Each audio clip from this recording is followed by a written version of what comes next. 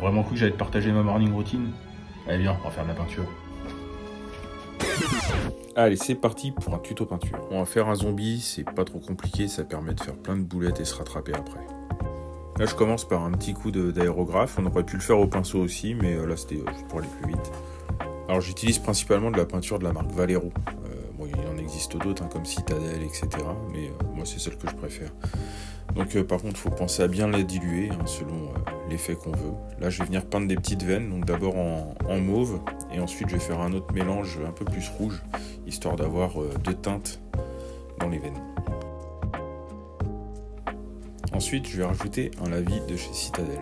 Voilà, il est rouge-orangé, ça va donner cet aspect un peu vitreux et en même temps injecté de sang. C'est plutôt sympa. Enfin, moi, j'aime bien. Une fois que ça c'est fait, je vais mettre un petit vernis ultra brillant de chez Liquitex, le même que j'utilise depuis des années, je le trouve parfait. Et pendant que ça sèche, je vais en profiter pour attaquer la carnation de la peau du zombie en venant avec l'aérographe et faire des petites touches de violet comme ça un peu partout. Ensuite, je vais venir appliquer du masque liquide sur les yeux, une fois que le vernis est sec, pour pouvoir les protéger pour la suite de la peinture.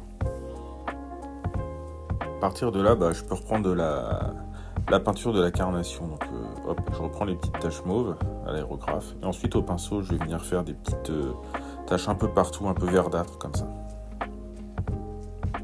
On peut plus ou moins diluer la teinte, c'est pas un problème. C'est juste histoire d'avoir après une transparence avec la teinte chair que je vais appliquer à l'aérographe. Là, je vais faire des petites veines un petit peu partout avant de passer ma teinte chair. Et là, ensuite, tout doucement, je vais venir appliquer une teinte chair que je vais diluer, histoire de garder cette transparence. J'en profite pour peindre les os du crâne. Là, je vais rajouter du rose dans la bouche et puis dans certaines parties décharnées, histoire de lui donner un peu de vie. Et ensuite, je vais appliquer un glacis brun, plus ou moins dilué, pour bien faire ressortir tous les détails et toutes les aspérités de la peau. Donc j'en profite pour ombrer le crâne en même temps.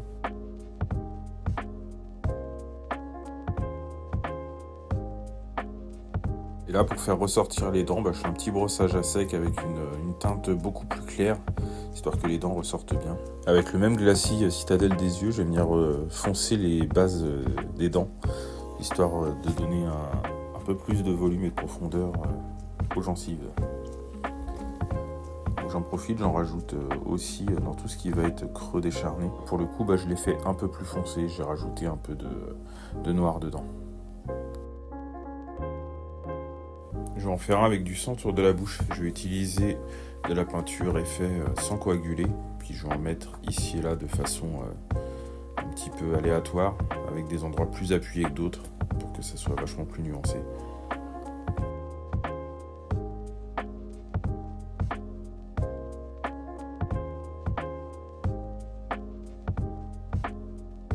Et une fois que c'est fini, que j'ai verni, je peux retirer tranquillement le masque des yeux.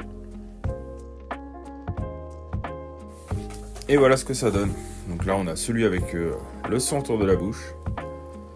Donc on peut voir que justement, en appliquant plein de teintes différentes, ça permet d'avoir de la profondeur et de faire remonter tous les détails. Les jus sont importants aussi, les lavis comme ça. Ça rapporte beaucoup de texture.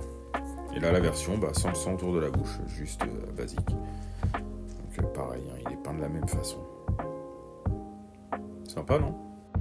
Voilà pour ce premier tuto, j'espère que ça vous a plu et voilà, si vous avez des questions, n'hésitez pas à les poser en commentaire, je tâcherai d'y répondre. Et puis dites-moi ce que vous voulez pour un prochain tuto. Allez, salut!